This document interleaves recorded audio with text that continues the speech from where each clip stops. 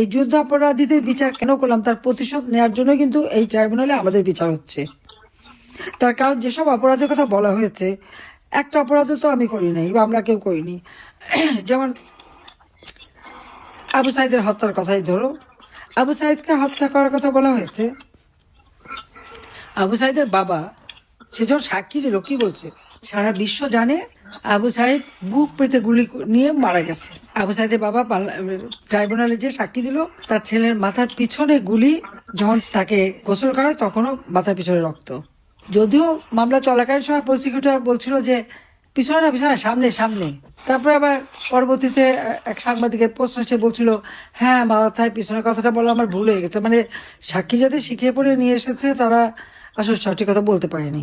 আবু সাইদের হত্যা, মুগ্ধর হত্যা, তারপরে 7.62 বুলেট যেটা ব্যবহার করা হয়েছে 2024 সালের 15 ফেব্রুয়ারির পর থেকে, আমি সেখানে একটা জুডিশিয়াল ইনকোয়ারি কমিশন গঠন করে দিয়েছিলাম হাইকোর্টের জজ সাহেবকে দিয়ে।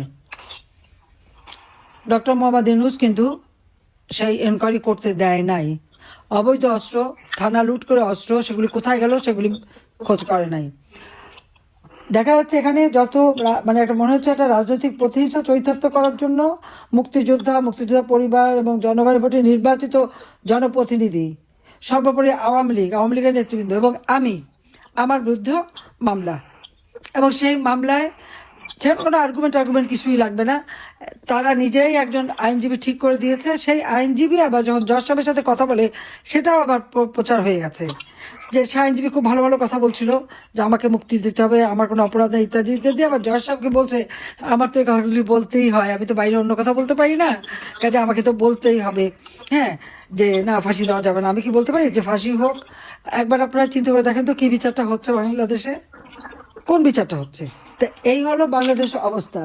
সেখানে আইনজীবীদের ঢুকতেও দেওয়া হচ্ছে না, যেটা এখান পান্না বলছেন উনি যাবেন, যায়নি। আর আমার মধ্যে যে মামলা, আমি তো কোনো নোটিশ টোটিশ কিছুই পাইনি। আর আমাদের ঘর বাড়ি কিছু নেই, ঠিকানাই নাই এখন, এই অবস্থা। তো সেগুলো আমরা কেউ কিছু জানিও না, কিন্তু বিচার হয়ে গেছে, বিচারের রায়ও দিয়ে দেবে।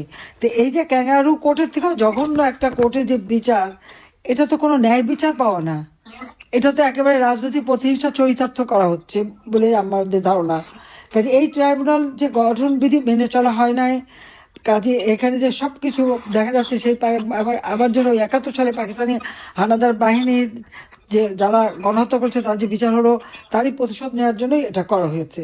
কাজে আজকে আমরা দীর্ঘদিন আমাদের হাজার হাজার লক্ষ লক্ষ নেতাকর্মী ঘর বাড়ি হারা, তাদের উপরে নির্যাতন চরমভাবে শিকার।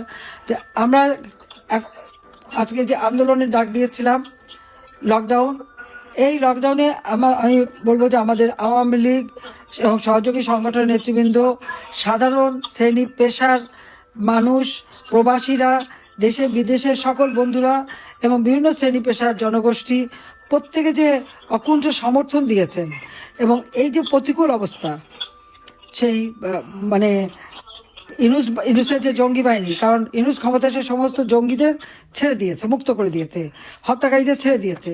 এই তারা যে অস্ত্র শস্ত্র নিয়ে তারপরে বিভিন্নভাবে কুপিয়ে মানুষ মারা, লাঠিতে পিটিয়ে মারা, গুলি করে মারা, এইগুলি করেছে। আজকে এত ভয় ভীতি, এত মামলা হামলা, তারপরেও জনগণ রাস্তায় নেমেছে এবং তারা এর প্রতিবাদ করেছে, এবং এই লকডাউন প্রোগ্রামটাকে সর্বাত্মকভাবে তারা সফল করেছে বলে আমি আপনাদের কাছে, আমাদের প্রবাসী যারা, তারা বাংলাদেশের জনগণ, আমার দলের নেতাকর্মী সকলের প্রতি আমি কৃতজ্ঞতা জানাচ্ছি যে আজকে এই যে প্রতিবাদের মধ্য দিয়ে আমার মনে হয় যে ইউনূস ক্ষমতা দখলের পর থেকে বাংলাদেশের মানুষ যে একটা শ্বাসরুদ্ধকর পরিবেশে ছিল, তারা যে একটা হতাশায় ভুগছিল, তারা ভেবেছিল তাদের জন্য বলার বোধহয় কেউ নাই, কিন্তু আওয়ামী লীগ জনগণের পাশে আছে, জনগণের পাশে থাকবে, এবং জনগণের কল্যাণে আওয়ামী লীগ চিরদিন কাজ করে এবং সেভাবে কাজ করে যাবো। আজকে সেই স্বস্তিটা মানুষের মাঝে ফিরে এসেছে।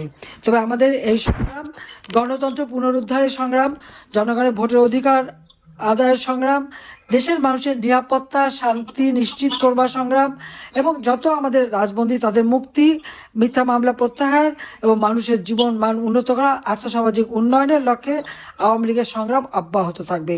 এবং আমাদের এই সমর্থন দেওয়ার জন্য সবাইকে আমি ধন্যবাদ জানাই। এবং আন্তর্জাতিক ক্ষেত্রে যে সমস্ত বন্ধুরা আমাদের বন্ধুপ্রতিম দেশ এবং যারা আমাদের সমর্থন দিচ্ছেন, জনপ্রতিনিধি সকলকে আমি আমার ধন্যবাদ জানাই, কৃতজ্ঞতা জানাই। সবাইকে ধন্যবাদ। আজকে আপনারা এখানে এসেছেন, আপনাদেরকে আমি মানে ধন্যবাদ জানাই। এবং আমরা ন্যায় বিচার চাই, এটা সত্যিকার কোর্টে বিচার হোক, সেটা প্রমাণ দিক তারা যে হ্যাঁ আমি অপরাধী। কোনো প্রমাণ তারা দিতে পারেনি, শুধু মিথ্যা কথা বলে। এবং এই যে কোর্টে দাঁড়িয়ে মিথ্যা বলা, এটাও কিন্তু একটা অপরাধ। চিফ প্রসিকিউটর কিন্তু সেই অপরাধ করেছে। আজকে যে জজ, দুজন জামাত ইসলামী, একজন বিএনপি, তারা দলীয়। এখানে তো বিচার হতে পারে না, ন্যায় বিচার হতে পারে না। কাজে এই অবস্থায় তারা মামলা চালাচ্ছে। ধন্যবাদ জানিয়ে আমার বক্তব্য শেষ করছি। খোদা হাফেজ। জয় বাংলা, জয় বঙ্গবন্ধু, বাংলাদেশ চিরজীবী হোক। ধন্যবাদ।